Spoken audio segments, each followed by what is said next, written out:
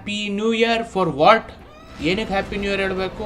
Because ಪ್ರತಿ ವರ್ಷ new year ಬಂದೇ ಬರುತ್ತೆ. ಆದರೂ ನೀವು ಅದೇ ರೆಸೊಲ್ಯೂಷನ್ ಮಾಡ್ತೀನಿ ಲವಡ ಲಸ್ಸುನ್ ಅಂತ ಹೇಳ್ತೀರಾ, ಬಟ್ ಏನು ಮಾಡಲ್ಲ, ತಿರ್ಗಾ ಅದ್ರ ರಿಪೀಟಲ್ಲಿ ಹೋಗ್ತಾನೆ ಇರುತ್ತೆ. ಸೊ ಅದ್ರ ಬಗ್ಗೆ ನಾವು ಯೋಚನೆ ಮಾಡಿದೆ. ಮೇಯ್ನ್ ಟಾಪಿಕ್ ಹೋಗೋಣ. ಎಂಟು ಉಪೇಂದ್ರ ಅಂತ ಹೇಳಿದ್ದೀನಿ. ಎಂಟು ಉಪೇಂದ್ರಕ್ಕೆ ಮುಂಚೆ ಒಂದು ತಿಂಗ್ನ ಕ್ಲಾರಿಫೈ ಮಾಡ್ಬಿಡ್ತೀನಿ. ಎಷ್ಟು ಜನಕ್ಕೆ ಲಾಸ್ಟ್ ಶಾರ್ಟ್ ಮತ್ತು ಲಾಸ್ಟ್ ಸೀನ್ಗೆ ಡಿಫ್ರೆನ್ಸೇ ಗೊತ್ತಿಲ್ಲ. ಲಾಸ್ಟ್ ಸೀನ್ ನೋಡ್ಬಿಟ್ಟು ಅದನ್ನ ಲಾಸ್ಟ್ ಶಾರ್ಟ್ ಅಂತ ಅನ್ಕೊಂಡ್ಬಿಟ್ಟಿದೆ. ಲಾಸ್ಟ್ ಸೀನ್ ಅಂದರೆ ಏನು? ಲಾಸ್ಟಲ್ಲಿ ಬರೋ ಒಂದು ಸೀನ್ನ ಲಾಸ್ಟ್ ಸೀನ್ ಅಂತಾರೆ. ಅದು ಆಡಿಯನ್ಸ್ ನೋಡೋದು. ಓಕೆ, ಲಾಸ್ಟ್ ಶಾರ್ಟ್ ಅನ್ನೋದು ಡೈರೆಕ್ಟರ್ ಪಾಯಿಂಟ್ ಆಫ್ ವ್ಯೂ ಅಲ್ಲಿ ಬರೋದು. ಡೈರೆಕ್ಟರ್ಗಳಿಗೆ ಅದು ಲಾಸ್ಟ್ ಶಾರ್ಟ್ ಅಂದರೆ ಒಂದು ಅವ್ರು ಬರ್ಕೊಂಡಿರ್ತಾರೆ ಒಂದು ಪೆನ್ನು ಪೇಪರ್ ತೊಗೊಂಡು, first short, second short, last short ಅಂತ. ಲಾಸ್ಟ್ ಶಾರ್ಟ್ ಅಂದರೆ ಒಂದು ಕನ್ಕ್ಲೂಷನ್ ಥರ ಅವ್ರು ಮಾಡ್ಕೊಂಡಿರೋ ಕತೆಗೆ ಅಥವಾ ಅವ್ರು ಮಾಡ್ಕೊಂಡಿರೋ ಸ್ಕ್ರಿಪ್ಟಿಗೆ ಅದನ್ನು ಅದು ಲಾಸ್ಟ್ ಶಾರ್ಟ್ ಅಂತ ಇಟ್ಕೋತಾರೆ. ಉಪೇಂದ್ರ ಅವ್ರು ಎಷ್ಟು ಸ್ಮಾರ್ಟ್ ಇದ್ದಾರೆ, ಸ್ಕ್ರೀನ್ ಪ್ಲೇಯಲ್ಲಿ ಸಖತ್ತಾಗಿ ಆಟ ಆಡ್ತಾರೆ, ಹಿಂದೆ ಮುಂದೆ ಜೋಡಿಸ್ತಾರೆ. ಸೊ ಕನ್ಕ್ಲೂಷನ್ನ ಲಾಸ್ಟ್ ಶಾರ್ಟ್ ಅಂತೀವಿ. ಆ ಲಾಸ್ಟ್ ಶಾರ್ಟ್ ನಾನು ತೋರಿಸಿದ್ನಲ್ಲ ಅದು ಲಾಸ್ಟ್ ಶಾರ್ಟು. ನೀವು ಏನಪ್ಪದು ಬೇರೆಲ್ಲ ತೋರಿಸಿ ನೀವು ನೋಡ್ತಿದ್ದೀರಲ್ಲ ಸ್ಕ್ರೀನಲ್ಲಿ, ಅದು ಲಾಸ್ಟ್ ಶಾರ್ಟ್ ಅಲ್ಲ, ಅದು ಲಾಸ್ಟ್ ಸೀನ್.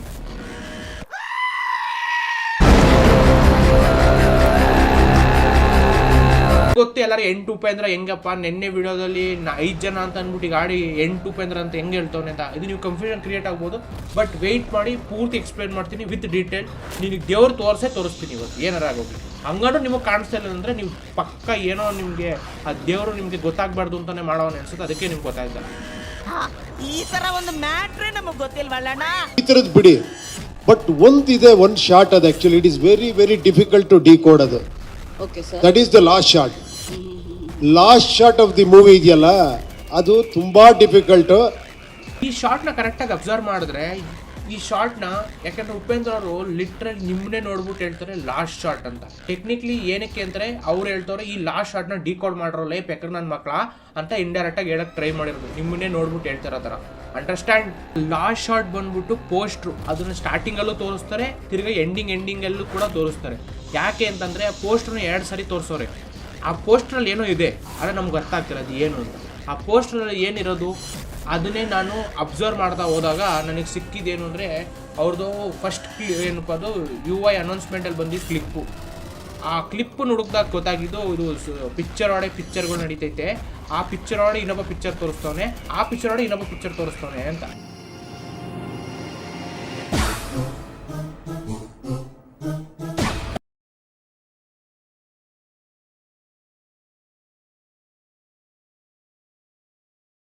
ಉಳುಗೋಗಿದ್ದೀರಾ? ಸ್ವಲ್ಪ ಆಚೆ ಬನ್ನಿ. ಇವತ್ತು ನಿಮ್ಮ ಅಭಿಮಾನಿಗಳ ದಿನ. ಪ್ರಜಾಪ್ರಭುಗಳು ನಿಮ್ಗೋಸ್ಕರ ಕಾಯ್ತಾ ಇದ್ದಾರೆ. ಬನ್ನಿ ಸಾರ್. Coming soon. ಎಂಡಲ್ಲಿ ನಮ್ಗೆ ಏನು ಗೊತ್ತಾಗುತ್ತೆ ಅಂದರೆ 2 ಸ್ಕ್ರೀನ್ ಇದೆ ಅಂತ. 2 ಸ್ಕ್ರೀನ್ ಏನಕ್ಕಿದೆ ಅಂದರೆ, ಒಂದರಲ್ಲಿ ಅವರು ಕಲ್ಕಿ ಕತೆ ತೋರಿಸ್ಬೇಕಾಗಿತ್ತು, ಇನ್ನೊಂದರಲ್ಲಿ ಇನ್ನೊಂದು ಎತ್ತರದ ಕತೆ ತೋರಿಸ್ಬೇಕಾಗಿತ್ತು. ಸೊ ನಿಜವಾದ ಕತೆ ಅವ್ರು ಲೆಫ್ಟ್ ಸೈಡಲ್ಲಿ ಇರೋದನ್ನ ಆ ಜನಕ್ಕೆ ಅಂದರೆ ಥಿಯೇಟರ್ ಕೂತ್ಕೊಂಡು ನೋಡ್ತಿದ್ರಲ್ಲ ಅವ್ರಿಗೆ ತೋರಿಸಿರೋದು. ಇಲ್ಲಿ ಕೂತ್ಕೊಂಡು ನೋಡಿದ್ದು ನಾವುಗಳು ನೋಡಿದ್ದು ಕುದುರೆ ಲಾಳದ ಪಿಕ್ಚರು, ಅವ್ರು ನೋಡಿದ್ದು ನಾಮದ ಪಿಕ್ಚರು. ಸೊ ಯಾವ್ದು ಅಂತ ನಿಮ್ಗೆ ಇಲ್ಲೇ ಒಂದು ಲಿಟಲ್ ಕ್ಲಾರಿಟಿ ಸಿಕ್ಕಿರ್ಬೇಕು ಅಂತ ಅನ್ಕೋತ. ಸೊ ಈ ಉಪೇಂದ್ರ ಬಂದ್ಬಿಟ್ಟು ನಮ್ಮ ಜೊತೆಲಿ ಇರೋ ರಿಯಲ್ ಉಪೇಂದ್ರ ಇಂಟರ್ವ್ಯೂ ಕೊಡ್ತವ್ರೆ, ಮತ್ತು UI ವರ್ಲ್ಡ್ ಅನ್ನೋದು ಒಂದು ಕ್ರಿಯೇಟ್ ಮಾಡ್ಬಿಟ್ಟವ್ರೆ. UI ವರ್ಲ್ಡ್ನ ಕ್ರಿಯೇಟ್ ಮಾಡೋರು, ಇದು ಬೇಸಿಕ್ಸು ಅರ್ಥ ಮಾಡ್ಕೋಬೇಕು. ಆ UI ವರ್ಲ್ಡ್ ಒಳಗಡೆ ಅಲ್ಲೂ ಕೂಡ ಒಬ್ಬ ಡೈರೆಕ್ಟರ್ ಉಪೇಂದ್ರ ಎಕ್ಸಿಸ್ಟ್ ಮಾಡ್ತಾನೆ. ಅದನ್ನ ಕ್ರಿಯೇಟ್ ಮಾಡಿದ ಯಾರು? ಈ ರಿಯಲ್ ಉಪೇಂದ್ರ. ಇದನ್ನ ತಲೆಯಲ್ಲಿ ಇಟ್ಕೊಳ್ಳಿ ಫಸ್ಟು. ಈ ಡೈರೆಕ್ಟರ್ ಉಪೇಂದ್ರ ಈ ಕುದುರೆ ಲಾಳದ್ದು ಕತೆ ಬರೀತಾ ಇರೋದು. ಕುದುರೆ ಲಾಳದ ಕತೆ ಹೇಳ್ತಾ ಇದ್ದೀನಿ, ನಿಮ್ಗೆ ಅರ್ಥ ಆಗಬೇಕು. 2 UIನೇ, ಬಟ್ ಅದು ಕುದುರೆ ಲಾಳ ಅಂತ ಮೆನ್ಷನ್ ಮಾಡ್ತೀನಿ, ಅದನ್ನ ನಾಮ ಅಂತ ಮೆನ್ಷನ್ ಮಾಡ್ತೀನಿ, ಅವಾಗ ನಿಮ್ಗೆ ಐಡಿಯಾ ಸಿಗುತ್ತೆ. ಸೊ ಇದು ಕುದುರೆ ಲಾಳ, ರಿಮೆಂಬರ್, ಇದನ್ನು ನಾನು ಕುದುರೆ ಲಾಳ ಅಂತ ಮೆನ್ಷನ್ ಮಾಡ್ತೀನಿ, ಅದನ್ನು ನಾಮ ಅಂತಲೇ ಹೇಳ್ತೀನಿ. ಸೊ ನಿಮ್ಗೊಂದು ಐಡಿಯಾ ಸಿಕ್ಕಲಿ ಅನ್ನೋದಕ್ಕೋಸ್ಕರ. ಓಕೆ, ಸೊ ಈ ವ್ಯಕ್ತಿ ಲಿಟ್ರಲಿ ಕುದುರೆ ಲಾಳದ ಕತೆ ಬರೆದಿದ್ದು ಫಸ್ಟ್ ಆಫ್ ಆಲ್, ಇದನ್ನೇ ಇಟ್ಕೊಳ್ಳಿ ತಲೆಯಲ್ಲಿ. ಸೊ ರಿಯಲ್ ವರ್ಲ್ಡಲ್ಲಿ ಇರೋ ಉಪೇಂದ್ರ ಸ್ಕ್ರಿಪ್ಟ್ ಬರೆದಿರೋದು ಏನಂತ, ಒಬ್ಬ ಡೈರೆಕ್ಟರ್ ಉಪೇಂದ್ರ ಕೂತ್ಕೊಂಡು ಕುದುರೆ ಲಾಳದ ಕತೆ ಬರೀತವನೇ ಅಂತ. ಸಿಂಪಲ್. ಆ ಡೈರೆಕ್ಟ್ರು ಆ ಕುದುರೆ ಲಾಳದ ಕಥೆಯಲ್ಲಿ ಏನು ಬರ್ದವನೆ ಅಂತಂದರೆ, ಒಬ್ಬ ನಾರ್ಮಲ್ ವ್ಯಕ್ತಿ ಅಂದರೆ ಒಬ್ಬ ಸಾಮಾನ್ಯ ವ್ಯಕ್ತಿ ಜನಕ್ಕೆ ಒಳ್ಳೇದು ಮಾಡಬೇಕು ಅಂತ ಆಸೆ ಇರುತ್ತೆ, ಬಟ್ ಅವ್ನು ಕಷ್ಟಪಟ್ಟು ಒಳ್ಳೆ ಕೆಲಸಗಳು ಮಾಡ್ತಿರ್ತಾನೆ, ಅವನೇ ನಿಜವಾದ ಕಲ್ಕಿ.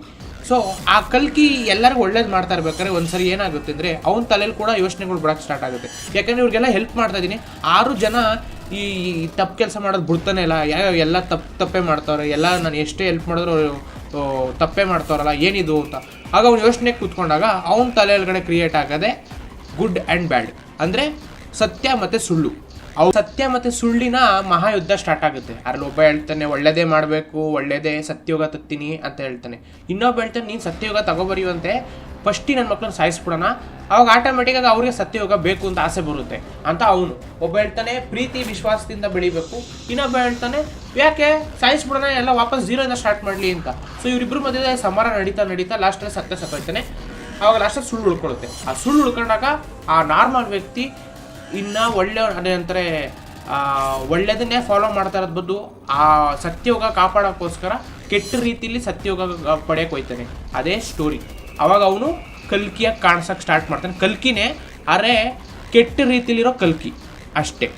ಇಲ್ಲಿ ತನಕ ಮಾತ್ರ ಡೈರೆಕ್ಟ್ರು ಉಪೇಂದ್ರ ಕತೆ ಬರೆದಿದ್ದು ಈ ಥರ ನಡಿಬೇಕಾಗಿತ್ತು, ಹಿಂಗೆ ನಡಿಬೇಕಾಗಿತ್ತು. ಬಟ್ ಅಲ್ಲಿ ಟ್ವಿಸ್ಟ್ ಏನಾಗುತ್ತೆ ಅಂತಂದರೆ ಆ ಕಲ್ಕಿ ಸೋ ಕಾಲ್ಡ್ ಕಲ್ಕಿ ಕೆಟ್ಟು ಕಲ್ಕಿ ಅವನು ಅವನದೇ ಆದಷ್ಟು ಕಥೆನ ಇಷ್ಟ ಬಂದಂಗೆ ಚೇಂಜ್ ಮಾಡೋಕ್ಕೆ ಸ್ಟಾರ್ಟ್ ಮಾಡ್ತಾನೆ. ಇದು ಗೊತ್ತಾಗಿದ್ದ ಡೈರೆಕ್ಟರ್ಗೆ ಶಾಕಲ್ಲಿರ್ತಾನೆ. ನಾನು ಬರೀತಾ ಇದ್ದ ಕತೆ ಬಿಟ್ಬಿಟ್ಟು ಇದು ಹೆಂಗೆ ಹೋಯ್ತೈತಲ್ಲ ಕತೆ ಅಂತ. ಅವಾಗ ಅವನು ಈ ಕತೆನೇ ತಪ್ಪಾಗ್ತೈತಲ್ಲ ಅಂತ ಯೋಚನೆ ಮಾಡ್ಕೊಂಡು ಕೂತ್ಕೊಂಡಾಗ ಕಲ್ಕಿ ಈಚೆ ಬರ್ತಾನೆ ಪೇಪರಿಂದ. ಅಂದರೆ ಪೇಪರ್ ಒಳಗಡೆ ಇದ್ದಿದ್ದು ಅವನು ಇದ್ದಿದ್ದು ಬೇರೆ ಪ್ರಪಂಚದಿಂದ ಈ ನಮ್ಮ ಡೈರೆಕ್ಟರ್ ಪ್ರಪಂಚದೊಳಗಡೆ ಬರ್ತಾನೆ. ಕಲ್ಕಿ ಬಂದ್ಬಿಟ್ಟು ಡೈರೆಕ್ಟರ್ ಹತ್ರ ಮಾತಾಡ್ತಾ ಇರ್ತಾನೆ. ಸೊ ಕನ್ಫ್ಯೂಷನ್ ಕ್ರಿಯೇಟ್ ಆಗುತ್ತೆ. ಬಿಕಾಸ್ ಕಲ್ಕಿ ಬಂದ್ಬಿಟ್ಟು ಒಂದು ಕಥೆಯಲ್ಲಿರೋ ಒಬ್ಬ ಕ್ಯಾರೆಕ್ಟ್ರು, ಅವನು ಹೆಂಗೆ ರಿಯಲ್ ಕ್ಯಾರೆಕ್ಟರ್ ಡೈರೆಕ್ಟರ್ ಹತ್ರ ಬಂದ್ಬಿಟ್ಟು ಮಾತಾಡ್ತಾವನೆ. ಈ ಕನ್ಫ್ಯೂಷನ್ ನಡೀತಾ ಇರೋ ಟೈಮಲ್ಲಿ ಕಲ್ಕಿ ಒಂದು ಡೈಲಾಗ್ ಹೇಳ್ಬಿಡ್ತಾನೆ, ನೀನು ಬರೀತಾ ಇರೋದೇ ಕತೆ, ಮತ್ತು ಅದರಲ್ಲಿ ಏನಕ್ಕೆ ಮಸಾಲೆ ಹಾಕ್ತಲ್ಲ, ನೀನು ಬರೀ ಸಪ್ಪನೆ ಮಾಡ್ತಿದ್ಯಾ, 4 ಜನ ಎಗರಿಸೋದು, ಹುಡುಗಿರು ತೋರಿಸೋದು ಎಲ್ಲ ಹಾಕು, ಇನ್ನೂ ಸ್ವಲ್ಪ ಮಸಾಲೆ ಹಾಕು ಅಂತ ಕೇಳ್ತಿರ್ತಾನೆ. ಡೈರೆಕ್ಟರ್ ಇದನ್ನೆಲ್ಲ ನಾನು ತೋರ್ಸೋಕೆ ಬಂದಿರೋದು ಅಂತ ಅಂದ್ಬಿಟ್ಟು ನಾನು ಬರೀತಾ ಇರೋದು ಕಥೆನಾ ಅಂದ್ಬಿಟ್ಟು ಅವನೇ ಅರ್ಧ ಹಾಕ್ಬಿಟ್ಟು ಎಸೆಗೆ ಹೋಯ್ತಾನೆ. ರೆಪ್ರೆಸೆಂಟೇಟಿಂಗ್ ವಾಟ್ ದಟ್ ಕಲ್ಕಿ ಮತ್ತು ಡೈರೆಕ್ಟ್ರು ಡೈರೆಕ್ಟರ್ ಅನ್ಕೊಂಡ್ರೆ ಕಲ್ಕಿನ ಕಂಟ್ರೋಲ್ ಮಾಡ್ತಾ ಇರೋದು ಡೈರೆಕ್ಟ್ರು ಅಂತ. ಬಟ್ ಆ್ಯಕ್ಚುಲಿ ಅದಲ್ಲ, ಅವರಿಬ್ರು ಕಂಟ್ರೋಲ್ ಮಾಡ್ತಾ ಇದ್ದು ಯಾರು ಗೊತ್ತಾ, ನಮ್ಮ ರಿಯಲ್ ಸ್ಟಾರ್ ಉಪೇಂದ್ರ. ರಿಯಲ್ ಆಗಿ ಕೂತ್ಕೊಂಡವ್ರು ನಮ್ಮ ಜೊತೆಲಿ ಕೂತವ್ರು ನೋಡಿ, ಅವರು ಇವರಿಬ್ಬರನ್ನ ಕಂಟ್ರೋಲ್ ಮಾಡ್ತಾ ಇದ್ದು, ಅದರಲ್ಲಿ ರೆಪ್ರೆಸೆಂಟೇಟ್ ಮಾಡೋಕ್ಕೆ ಟ್ರೈ ಮಾಡಿರೋದು. ಹಿಂಗೆ ಅಂತ ನಿಮ್ಗೆ ಅನ್ಕೊಂಡಿರ್ಬೋದು. ಈ ರಿಯಲ್ ಸ್ಟಾರ್ ಉಪೇಂದ್ರ ಬರ್ದಿದ್ದ ಸ್ಕ್ರಿಪ್ಟ್ ಏನು ಗೊತ್ತಾ, ರಿಯಲ್ ಸ್ಟಾರ್ ಉಪೇಂದ್ರ ಬರ್ದಿದ್ದ ಸ್ಕ್ರಿಪ್ಟಲ್ಲಿ ಒಬ್ಬ ಡೈರೆಕ್ಟ್ರು ಕೂತ್ಕೊಂಡು ಕಲ್ಕಿ ಕತೆ ಬರೀತಾನೆ. ಆ ಕಲ್ಕಿ ಕಥೆಯಲ್ಲಿ ಏನಾಗುತ್ತೆ ಅಂದರೆ, ಆ ಕಲ್ಕಿಲಿ 2 ತಲೆ ಒಳ್ಳೇದು ಕೆಟ್ಟದ್ದು ಅನ್ನೋದು ಸಮರ ನಡೆಸುತ್ತೆ. ಆ ಸಮರದಲ್ಲಿ ಕೆಟ್ಟದ್ದು ಗೆಲ್ಲುತ್ತೆ, ಅವನು ವಾಪಸ್ ಬಂದು ಕೆಟ್ಟ ಕಲ್ಕಿಯಾಗಿ ಕನ್ವರ್ಟ್ ಆಯ್ತಾನೆ. ಆ ಕೆಟ್ಟ ಕಲ್ಕಿ ಕೆಟ್ಟ ಕೆಲಸ ಮಾಡ್ತಾರೋ ಡೈರೆಕ್ಟರ್ ನೋಡ್ಬಿಟ್ಟು ಡೈರೆಕ್ಟರ್ ಬೇಜಾರಾಗ್ಬಿಟ್ಟು ಈ ಕಥೆನೇ ತಪ್ಪು, ಈ ಕತೆ ಮಾಡಬಾರ್ದು ಅಂದ್ಬಿಟ್ಟು ಬೇರೆ ಕತೆ ಮಾಡ್ತೀನಿ ಅಂತ ಹೋಯ್ತಾನೆ. ಇದು ಬರ್ದಿದ್ದು ರಿಯಲ್ ಸ್ಟಾರ್ ಉಪೇಂದ್ರ. ಇದನ್ನ ಅರ್ಥ ಮಾಡ್ಕೊಳ್ಳಿ. ಡೈರೆಕ್ಟರ್ ಉಪೇಂದ್ರ ಅಲ್ಲ, ಇದನ್ನ ರಿಯಲ್ ಸ್ಟಾರ್ ಉಪೇಂದ್ರ ಬರ್ದಿದ್ದು. ಇದರಿಂದ ನೀವೇನು ಅರ್ಥ ಮಾಡ್ಕೋಬೇಕು, ನೀವೇನೇ ತಿಪ್ಪುರ್ಲಾಗ ಹಾಕ್ಬಿಟ್ಟು ನಾನೇ ಈ ಜಗತ್ತನ್ನ ಆಳ್ತಾ ಇದ್ದೀನಿ, ಇವ್ರ ಅಪ್ಪ ನಂದು, ಅವನಿದು, ಈ ದುಡ್ಡು ನಂದು, ಆ ದುಡ್ಡು ನಂದು ಅಂತೆಲ್ಲ ಹೇಳ್ತಿರಲ್ಲ, ಯಾವುದು ನಿಮ್ದಲ್ಲ. ಮೇಲ್ಗಡೆ ಕೂತವ್ ನೋಡಿ, ಅವ್ನು ಆಡಿಸ್ತಾನೆ ಆಟನ, ನೀವು ನೋಡ್ತಾ ಇರ್ಬೇಕಷ್ಟೇ, ಆಡ್ತಿರ್ತೀರ ಒಳ್ಳೆ. ಅವನು ನೀವು ಪಾತ್ರಧಾರಿಗಳಷ್ಟೇ, ಅವ್ನು ಸೂತ್ರಧಾರಿ ಮೇಲ್ಗಡೆ ಕೂತಿರ್ತಾನೆ. ಸೊ ಈ ನಮ್ಮ ರಿಯಲ್ ಉಪೇಂದ್ರಗೂ ಐಡಿಯಾ ಕೊಟ್ಟಿದ್ಯಾರು, ಮೇಲ್ಗಡೆ ಕೂತಿರೋ ಪರಮಾತ್ಮ ಅಲ್ಲ ಪರಮಾತ್ಮ. ನಾನೇ ಸ್ಪೆಲ್ಲಿಂಗ್ ಫ್ಲೋ ಅಲ್ಲೇ ಹೊಂಟೋಗ್ಬಿಡುತ್ತೆ. ಸೊ ಈಗಲೂ ನಿಮ್ಗೆ ದೇವ್ರು ಕಾಣಿಸ್ತಾರ, ನಾನು ಏನೂ ಮಾಡೋಕ್ಕಲ್ಲ. ಈಗ ನೆಕ್ಸ್ಟ್ ಟಾಪಿಕ್ ಬಂದ್ಬಿಟ್ಟು 8 ಉಪೇಂದ್ರ ಹೆಂಗಾದ್ರು ಅನ್ನೋದು ಫಸ್ಟ್ ನೀವು ನೋಡ್ಕೋಬೇಕಾಗಿರೋದು. ಫಸ್ಟ್ ಉಪೇಂದ್ರ ಬಂದ್ಬಿಟ್ಟು ನಮ್ಮ ರಿಯಲ್ ಸ್ಟಾರ್ ಉಪೇಂದ್ರ. ನಿಮ್ಗೆ ಇನ್ನೂ ಅರ್ಥ ಆಗಲಿಲ್ಲ ಅಂದ್ರೆ ಅದನ್ನೇ ಹೇಳ್ತಾ ಇರೋದು. ರಿಯಲ್ ಸ್ಟಾರ್ ಉಪೇಂದ್ರ ಬಂದ್ಬಿಟ್ಟು ಫಸ್ಟ್ ಉಪೇಂದ್ರ, 2ನೇ ಉಪೇಂದ್ರ ಬಂದ್ಬಿಟ್ಟು ಡೈರೆಕ್ಟರ್ ಉಪೇಂದ್ರ, ಆಮೇಲೆ ಬರೋದು ಕಲ್ಕಿ ಉಪೇಂದ್ರ, ಅದಾದಮೇಲೆ ಸತ್ಯ ಮತ್ತು ಸುಳ್ಳನ್ನು ಉಪೇಂದ್ರ. ಇಲ್ಲ 5 ಜನ ಆದರು, ಇಲ್ಲ 5 ಜನ ಆದರು. ಇಷ್ಟ ತಕ ನೋಡಿದ್ದು ಬರೀ ಕುದುರೆಲಾಳದ್ದು UI ನೋಡಿದ್ದು ಇಷ್ಟ ತಕ. ಇನ್ನು ನಾಮದ್ದು UI ಕೂಡ ಬಾಕಿ ಐತೆ ಚಿನ್ನ, ಅಷ್ಟು ಗೊತ್ತಿಲ್ವಾ ನಿಮಗೆ? ಫಸ್ಟ್ ಆಫ್ ಆಲ್ ಈ ನಾಮದ್ UI ಏನು ಕಾನ್ಸೆಪ್ಟು ಅನ್ನೋದು ನಿಮ್ಗೆ ಅರ್ಥನೇ ಆಗಲಿಲ್ಲ. ಯಾಕೆಂತಂದರೆ ಈಗ ಇಷ್ಟ ತಕ ನೀವು ನೋಡ್ದಂಗೆ ಒಬ್ಬ ಈ ಡೈರೆಕ್ಟ್ರು ಕುದುರೆಲಾಳದ ಕತೆ ಬರಿತಾ ಇದ್ದಿದ್ದು. ಬಟ್ ಅವನಿಗೆ ಗೊತ್ತಾಗಿದ್ದು ಕಲ್ಕಿ ಬಂದ ಎಲ್ಲ ಹಾಳು ಮಾಡ್ಬಿಟ್ಟ ಅಂದ್ಬಿಟ್ಟು ಅವನು ಅದನ್ನ ಎಸ್ದುಬಿಟ್ಟು ನಾಮದ್ ಪಿಕ್ಚರ್ ಮಾಡ್ತಾನೆ. ಆ ನಾಮದ್ ಪಿಕ್ಚರ್ನ ಅವನು ತಗೊಂಡೋಗ್ಬಿಟ್ಟು ಆಡಿಯನ್ಸ್ ಅಂದರೆ ಥಿಯೇಟ್ರಲ್ಲಿ ತೋರಿಸ್ತಾನೆ. ಆ ಥಿಯೇಟ್ರ್ ನೋಡಿ ಜನ ರೊಚ್ಚಿಗೆ ಎದ್ಬಿಟ್ಟು ಆ ಜನಕ್ಕೆ ಅರ್ಥ ಆದವರು ಫೋಕಸ್ ಸಿಕ್ತು ಅಂತ ಎದ್ದೊಳೋಯ್ತಾರೆ. ಸಿಕ್ಕದೇ ಇರೋರು ಇನ್ನೊಂದ್ಸರಿ ಕಾಸು ಕೊಟ್ಟು ನೋಡ್ತಾರೆ, ಇದನ್ನ ಎಂಜಾಯ್ ಮಾಡ್ತಾರೆ, ನಾಟ್ ಲೈಕ್ ಕುದುರೆಲಾಳದ್ದು. ಸೊ ಇಲ್ಲಿ again foreshadowing what that ಏನಪ್ಪದು IU ಪಿಕ್ಚರ್ ಬರುತ್ತೆ, ಅಥವಾ ಅದು ನಾಮ ಅಂತಲೂ ಕರೀತಾರೆ ಎಷ್ಟೊಂದು ಜನ. So there is possibility. Ban ಮಾಡ್ತೀನಿ ಅಂತೆಲ್ಲ ಏನೇನು ಹೇಳ್ತವ್ರೆ ಅದು ಕೂಡ ನಾಮದ ಪಿಕ್ಚರ್ಗೆ ಹೇಳ್ತಾರೆ. ಅದರಲ್ಲಿ 70% ಕೆಟ್ಟದು. ಅಲ್ಲೂ ಕೂಡ 3 ಜನ ಇರ್ತಾರೆ.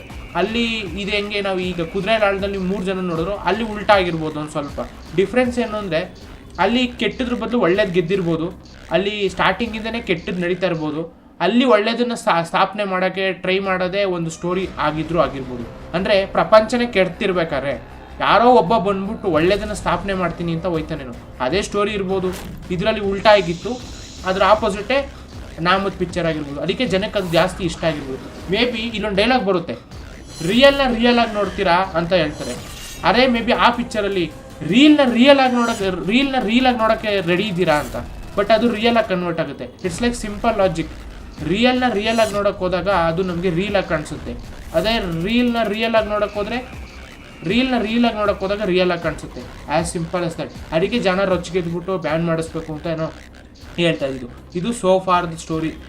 ಇವಾಗ ನಾವು ನಾಮದ ಪ್ರಕಾರ ಹೋಗೋದಾದ್ರೆ ನಾಮದ್ರಲ್ಲೂ 3 ಜನ ಅವರೇ. ಒಬ್ಬ ನಾರ್ಮಲ್ ಆರ್ಡಿನರಿ ಮನುಷ್ಯ, ಅವನಲ್ಲೂ ಕೆಟ್ಟದ್ದು ಒಳ್ಳೇದು ಇರುತ್ತೆ. ಸೊ ಅವ್ರು 3 ಜನನೂ ಆ್ಯಡ್ ಮಾಡಿದ್ರೆ ಟೋಟಲ್ 8 ಜನ ಆಯ್ತಾರೆ. As simple as that. ಎಲ್ಲ ವಿಡಿಯೋ ಮಾಡಿ ನನಗಂತೂ ಸಾಕಾಗೋಗ್ಬಿಟ್ಟಿದೆ. ನಿನ್ನೆ ವಿಡಿಯೋ ನೀವು ದೇವರನಾಗಲೂ ಅರ್ಥ ಆಗಿಲ್ಲ. ಈ ವಿಡಿಯೋ ಅರ್ಥ ಮಾಡ್ಕೊಂಡು ತಿರ್ಗಿ ಅದನ್ನು ನೋಡಿದ್ರೆ ನಿಮ್ಮ ದೇವರನಾಗಲೂ ದೇವ್ರು ಕಾಣಿಸ್ತಾನೆ.